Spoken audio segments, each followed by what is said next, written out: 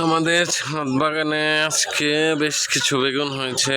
এগুলা মোটামুটি বড় হয়ে গেছে, দেশি বেগুন তো এগুলা হারভেস্ট করে ফেলবো দু একদিনের মধ্যে।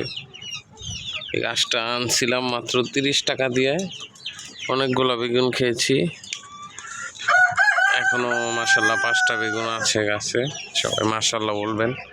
আরো অনেক গাছ আছে এখানে। মাশাল্লাহ, এই যে আমার ছোট মেয়ে ও মাশাল্লাহ বলতেছে।